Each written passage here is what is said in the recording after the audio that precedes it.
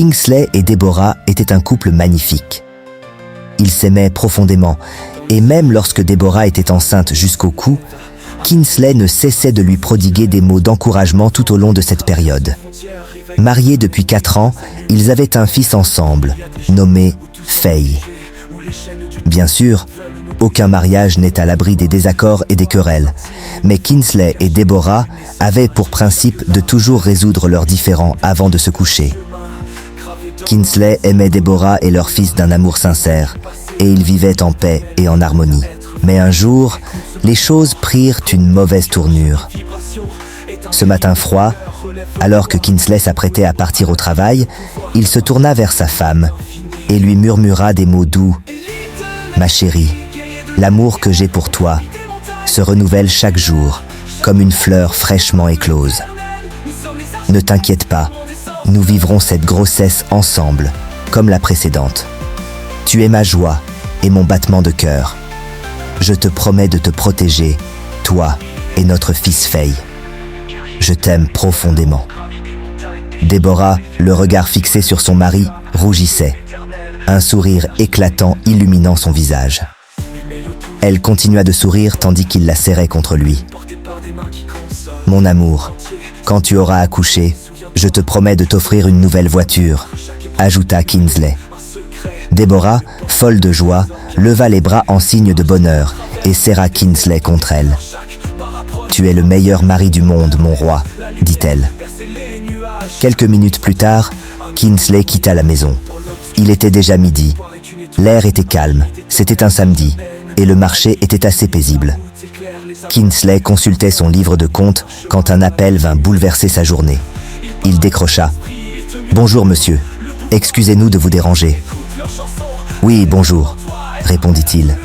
« Nous sommes navrés, monsieur, mais le navire transportant vos conteneurs a coulé en plein milieu de l'océan, avec tout le reste de la cargaison. Nous sommes sincèrement désolés. » Kingsley, un homme d'affaires prospère, avait bâti son entreprise avec succès.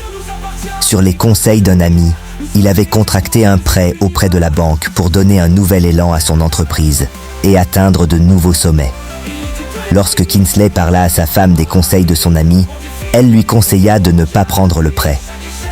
Contracter des prêts auprès des banques, surtout pour un montant supérieur à ton capital, peut ruiner ton entreprise en un rien de temps.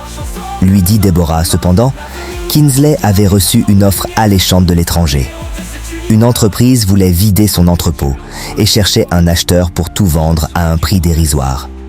Kingsley réfléchit longuement à cette opportunité avant de rentrer chez lui pour en parler à sa femme. Deborah l'incita à ne pas céder à la cupidité et à laisser passer l'affaire, lui rappelant que les bonnes occasions ne manquaient pas. Mais Kingsley ne parvint pas à trouver le sommeil. Son esprit était en ébullition. « Si j'achète ces marchandises, je ne connaîtrai plus jamais la pauvreté, » pensa-t-il.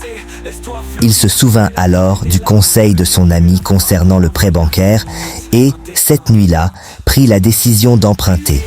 Kingsley ne voulait pas parler de sa décision à Deborah, sachant qu'elle désapprouverait. Il voulait lui faire une surprise et lui prouver qu'elle avait tort. Il alla donc de l'avant et utilisa sa boutique et sa maison comme garantie pour obtenir une importante somme d'argent auprès de la banque. Avec une partie de cet argent, il loua un grand entrepôt capable d'accueillir les 2 conteneurs de marchandises qui l'attendaient. Le téléphone que Kingsley tenait dans sa main glissa et tomba. « Qu'ai-je fait ? Ma maison, ma boutique, mon Dieu !» Il se précipita dans sa voiture et rentra chez lui. « Deborah, je suis ruiné, s'exclama-t-il en entrant dans le salon, tenant sa tête dans ses mains, transpirant et criant. Deborah accourut, troublée, cherchant à comprendre ce qui se passait. « J'ai pris le prêt auprès de la banque. J'ai utilisé notre maison et la boutique comme garantie pour obtenir l'affaire dont je t'avais parlé.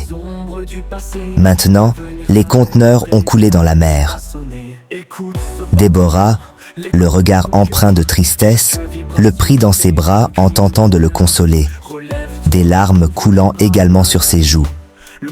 « Je t'avais dit de laisser tomber cette affaire, mais tu n'as pas voulu écouter. Regarde maintenant ce que tu as fait de nous, » murmura-t-elle. Toute la nuit, Kinsley resta éveillé, attendant impatiemment que le jour se lève pour aller chercher de l'aide. Le jour finit par poindre, et Kinsley sortit immédiatement pour rendre visite à ses amis, les uns après les autres. Mais tous avaient une excuse pour ne pas lui venir en aide. Dévasté par les réponses de ses amis, même ceux avec qui il avait partagé repas et boissons, y compris ceux qu'il avait aidés par le passé, Kinsley pensa alors à Chief Agaz. Chief Agaz était l'un des hommes les plus riches du marché, bien que certaines rumeurs le décrivent comme un homme impliqué dans des pratiques occultes. Malgré les rumeurs, Kinsley, désespéré, décida de se rendre chez Chief Agaz.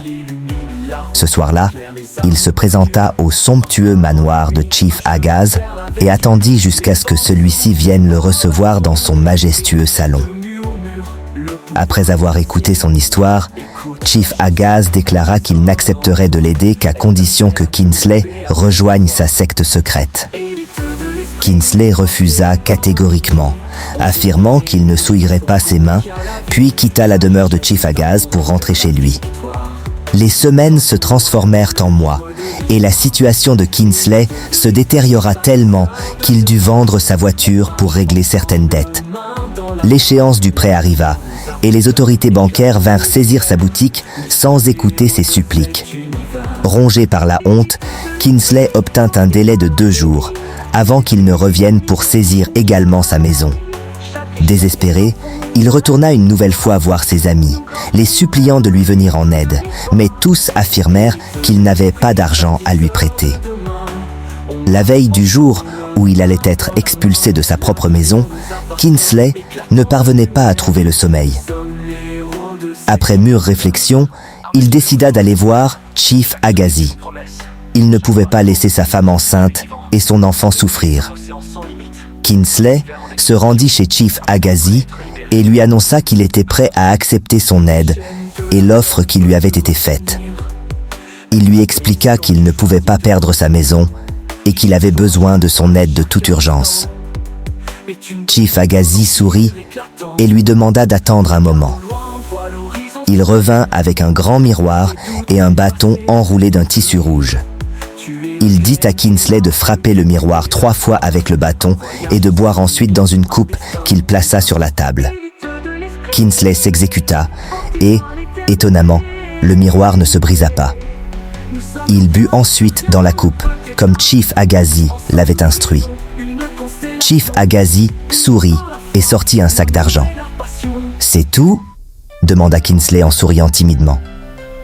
Chief acquiesça d'un signe de tête. Kinsley le remercia, prit le sac d'argent et se dirigea vers sa maison, débordant de bonheur. Il se disait que Chief Agazi n'était finalement pas un ritualiste, comme il l'avait craint. Arrivé chez lui, il trouva sa femme enceinte en larmes, tenant leur fils unique, qui semblait sans vie. Kinsley lâcha immédiatement le sac d'argent et se précipita vers elle. Il prit Faye dans ses bras et vérifia son pouls, mais son cœur ne battait plus. Il ne respirait plus. Faye était vraiment mort. Choqué, il demanda à Deborah ce qui s'était passé, tout en secouant son fils pour voir s'il se réveillerait. J'étais avec lui, et soudain, il a commencé à crier et à se tenir la tête avant de s'effondrer. J'ai pris mon bébé dans mes bras, mais il était déjà parti, juste comme ça. Mon Faye est mort. Je t'ai appelé, mais tu n'as pas répondu. Deborah éclata en sanglots, se demandant pourquoi un tel drame leur était arrivé. Elle continuait à questionner le destin, pleurant assise par terre. Une réalisation amère s'imposa alors à Kinsley. Il se rappela ce qu'il avait fait chez Chief Agazi. Se pouvait-il qu'il ait involontairement sacrifié son fils unique pour de l'argent? Chief ne lui avait jamais dit que cela coûterait la vie de son enfant. À quoi bon cet argent sans sa famille? Ce n'était pas ce pourquoi il avait accepté. Kinsley prit Faye et le plaça dans les bras de Deborah, qui était assise par terre en pleurant. Puis il reprit le sac d'argent et se précipita chez Chief Agazi. Arrivé, tremblant de rage, il s'écria « Je ne veux plus de votre argent. Reprenez votre argent et rendez-moi mon fils. » Les yeux embués de larmes, il supplia Chief de lui rendre son fils Faye. Chief Agassi le regarda avec un sourire sournois et répondit « Rien n'est gratuit. En buvant de cette coupe, tu as prêté serment d'appartenance. Tu as toi-même tué ton fils en frappant le miroir avec le bâton entouré de tissu rouge. Il n'y a plus de retour en arrière. » Kingsley fut anéanti en entendant ces mots. Il n'avait pas pris le temps de comprendre les exigences de l'accord. Son besoin d'argent avait obscurci son jugement. Tu as de la chance d'avoir encore une femme enceinte chez toi. Elle pourra encore te donner des enfants. Regarde autour de toi. Moi, je n'ai ni femme ni enfant, mais j'ai tout ce que je désire. Kingsley, interrompant Chief Agassi, hurla « Je ne veux pas de votre argent. Gardez-le et sortez de ma vie. » Il tenta de quitter la maison de Chief Agassi, mais il se sentit figé, incapable de bouger. « Si tu refuses cet argent, ta femme et ton enfant à naître subiront le même sort, » continua Chief Agassi. « Tu t'es déjà engagé. Tu dois choisir entre ta femme et cet argent. Il n'y a pas de retour en arrière. » Kingsley, accablé de douleur, revint lentement dans le salon, et les larmes qui emplissaient ses yeux coulèrent sur ses joues. Comment Chief Agassi savait-il que sa femme était enceinte? Il se retrouvait dans une situation inextricable, et la vie de sa chère épouse Deborah était en péril. Comment pourrait-il se résoudre à perdre sa femme également? Ce jour-là, il n'avait jamais imaginé que tout cela arriverait. Il voulait simplement que sa femme et son fils bien-aimé, Faye, soient heureux et à l'abri du besoin. Désemparé, Kingsley ramassa le sac d'argent, résigné à son triste destin. En larmes, Kingsley quitta la maison de Chief Agassi, jetant un dernier regard vers lui et le voyant sourire. Il rentra chez lui avec l'argent et retrouva sa femme toujours en pleurs devant le corps, sans vie de leur fils. Il comprenait que cette situation était mauvaise pour elle, surtout dans son état de grossesse. Il la consola, l'aida à se relever et l'emmena dans leur chambre, avant de partir avec le corps de leur fils. Kingsley utilisa ensuite l'argent pour rembourser sa dette auprès de la banque et lui resta même assez pour réinvestir dans son entreprise. Lorsque Deborah lui demanda d'où venait cet argent, il lui raconta qu'un ancien ami, avec qui il avait perdu contact, l'avait miraculeusement appelé et, après avoir écouté son histoire, avait décidé de l'aider. Sa femme le crut. En quelques semaines, Kingsley, qui venait de récupérer son magasin des mains des autorités bancaires, vit son entreprise prospérer de manière fulgurante. Sa réussite attira l'attention et les rumeurs commencèrent à circuler dans le village. Certains disaient qu'il avait sacrifié son fils pour des rituels d'argent. Ces murmures parvinrent aux oreilles de sa femme, qui commença elle aussi à douter de Kingsley en raison de son comportement changé. Désormais, il trouvait des excuses pour passer des appels en cachette et sortait discrètement la nuit. Une nuit, Deborah décida de le suivre discrètement. Kingsley se leva comme d'habitude, vérifia si elle dormait, elle faisait semblant d'être profondément endormie, puis sortit. Deborah le suivit silencieusement. Il se dirigea vers une pièce qui, avant la mort de Faye, était toujours ouverte et vide, mais qu'il gardait désormais verrouillée. Elle écouta à la porte mais n'entendit rien. Alors elle retourna se coucher, observant ensuite où il cachait la clé. Le lendemain, après que Kingsley soit parti au travail, Deborah, rongée par la curiosité, prit la clé et alla ouvrir la porte.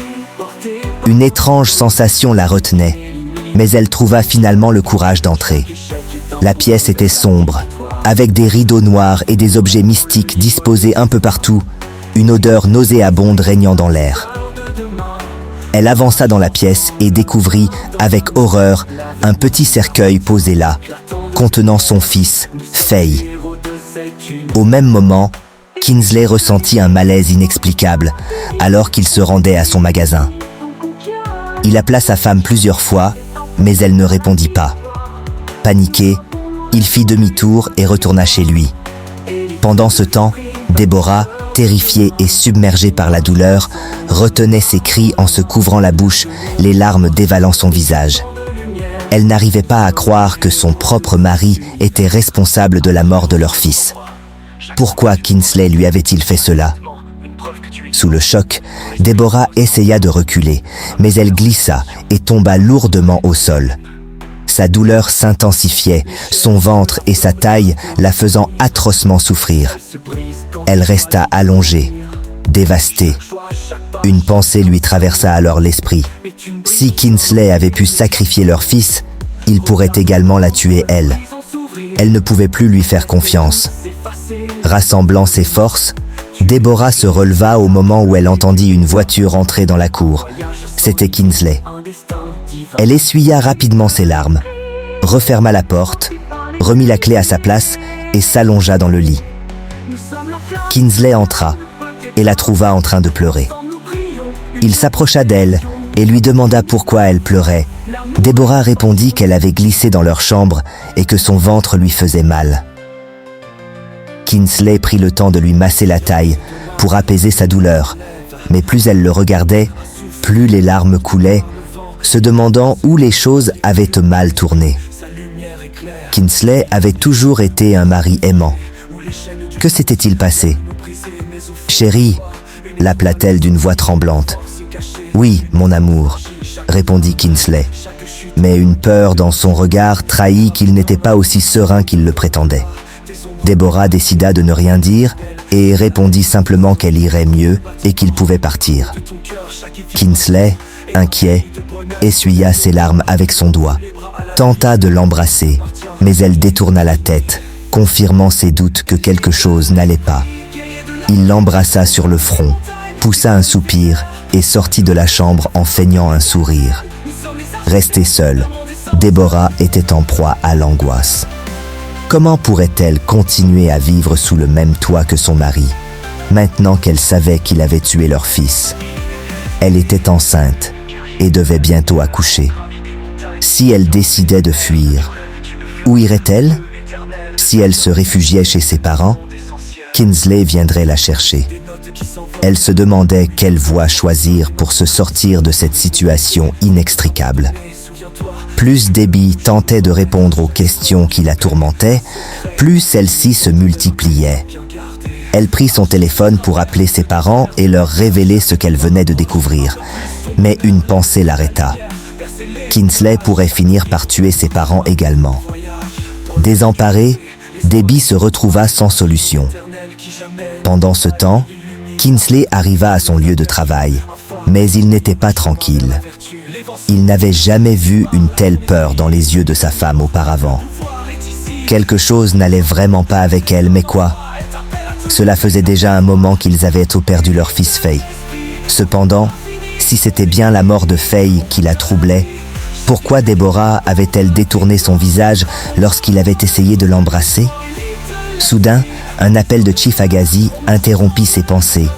Kingsley décrocha et Chief Agassi lui demanda de venir le voir immédiatement. Kingsley se rendit chez Chief Agassi, le salua, mais celui-ci resta silencieux, le fixant avec un regard sévère. « Quel est le problème, Chief? Ai-je fait quelque chose de mal ?» demanda Kingsley, intrigué et inquiet. « Je t'avais averti, » répondit Agassi d'un ton glacial. « Oui, je t'avais clairement mis en garde. » Kingsley le regarda, terrifié et curieux à la fois. « On t'avait dit de ne jamais révéler à ta femme l'origine de ton argent, ni de lui montrer ton sanctuaire secret, sinon elle serait tuée, avec son enfant à naître. » Kingsley, complètement perdu, tenta de se défendre. Il n'avait jamais rien dit à sa femme. Cela l'avait toujours blessé de lui mentir, mais il le faisait pour la protéger. « De quoi parlez-vous? Je ne lui ai rien montré, ni rien dit, » s'exclama-t-il, le corps tremblant. « Tu as été négligent. Elle est entrée dans ta pièce secrète par curiosité. » À cet instant, Kingsley comprit tout. Sa femme savait la vérité, et c'était pour cela qu'elle avait rejeté son baiser. La voix de Chief Agassi brisa ses pensées. « Tu devras la tuer, ou bien tu perdras tout, y compris ta propre vie. » Kingsley tomba à genoux, en pleurs, comme un enfant désespéré. « Non, non, pas ma femme, pas ma chère Déborah. » Il ne pouvait se résoudre à la tuer. En quelques mois seulement, son bonheur avait disparu. Ce n'était pas pour cela qu'il avait signé.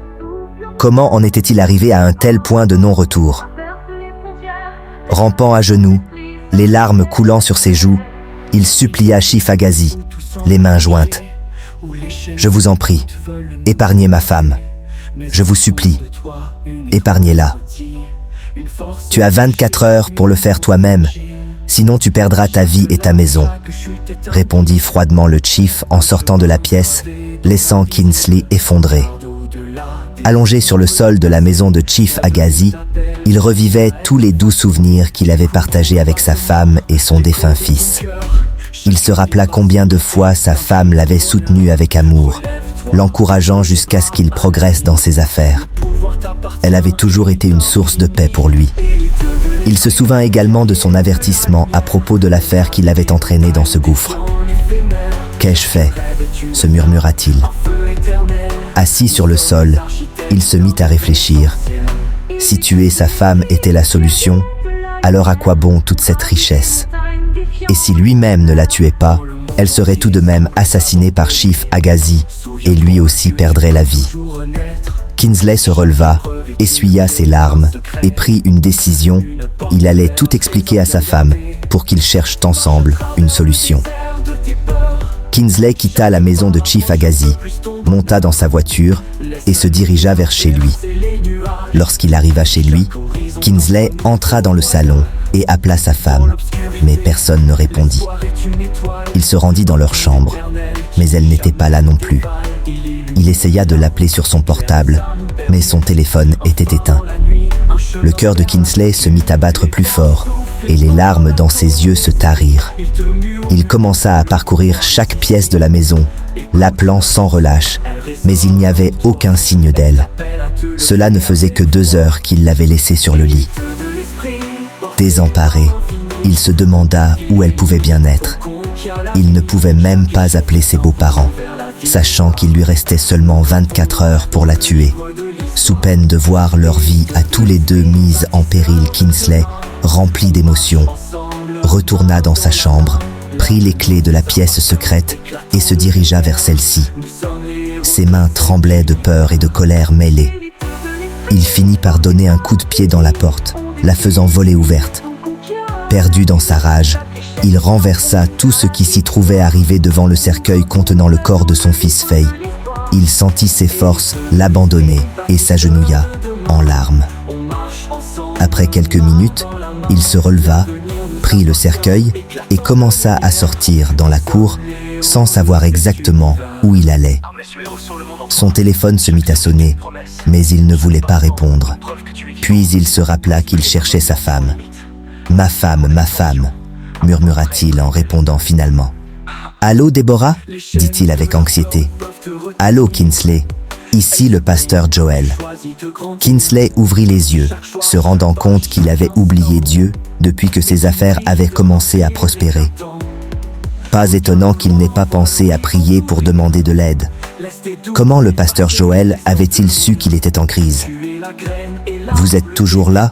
demanda le pasteur. « Oui, pasteur » répondit Kingsley, soulagé. « Je suis ici avec votre femme. Venez aussi vite que possible. » En entendant que sa femme était avec le pasteur, Kingsley sourit, une larme coulant sur sa joue.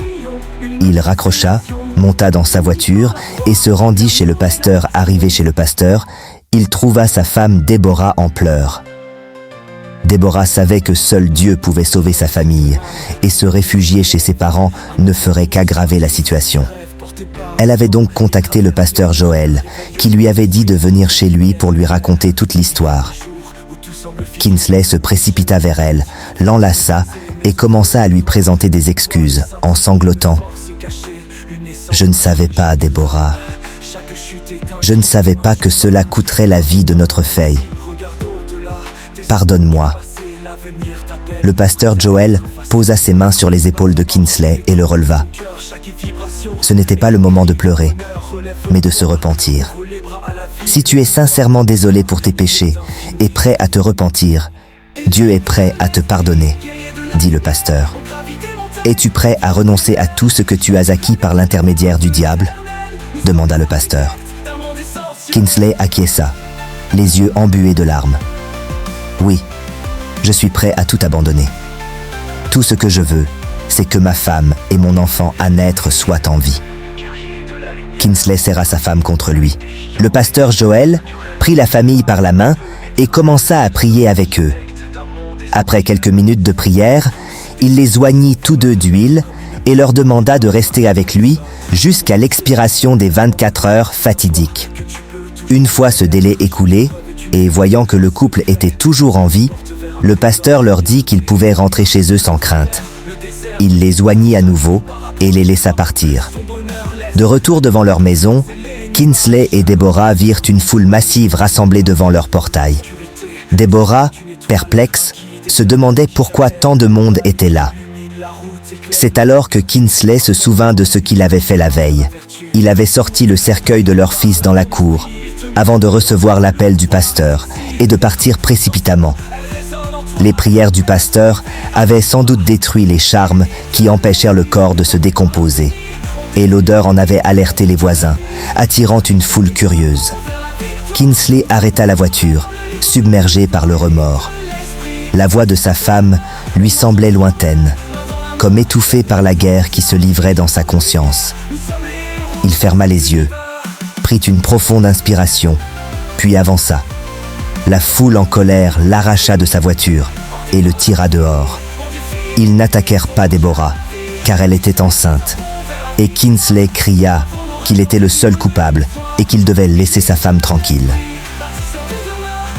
Quelques minutes plus tard, la police arriva sur les lieux et arrêta Kinsley ainsi que sa femme. Ils furent emmenés au poste pour enquête. Après investigation, Deborah fut reconnue innocente et relâchée. La police se rendit aussi chez Chief Agassiz pour l'arrêter, mais il n'y avait aucune preuve pour le condamner, et il fut libéré. Kinsley fut condamné à 10 ans de prison. Quelques jours plus tard, quelqu'un lui apporta la nouvelle que sa femme avait donné naissance à un petit garçon. Kinsley, ému, se réjouit de ne pas avoir tué sa femme. Il n'avait jamais eu l'intention de sacrifier Faye. « Si seulement j'avais su », murmura-t-il, secouant la tête en regardant à travers la petite fenêtre de sa cellule. La leçon de cette histoire est que la quête effrénée de richesse et de succès, lorsque guidée par la cupidité et l'impatience, peut mener à des choix désastreux et à la perte de ce qui compte réellement dans la vie. Les biens matériels et les promesses de prospérité rapide ne valent rien si l'on sacrifie l'amour, la paix intérieure et les liens familiaux pour les obtenir. L'histoire de Kinsley nous rappelle également que tout ce qui est acquis de manière douteuse finit par se retourner contre soi. La vraie richesse réside dans les relations sincères, dans l'amour et le respect de ceux qui nous entourent, et dans la paix que procure une vie honnête et équilibrée. L'ambition est précieuse, mais elle doit toujours être guidée par des valeurs justes, car toute réussite bâtie sur le mensonge et la trahison finit par détruire celui qui la poursuit.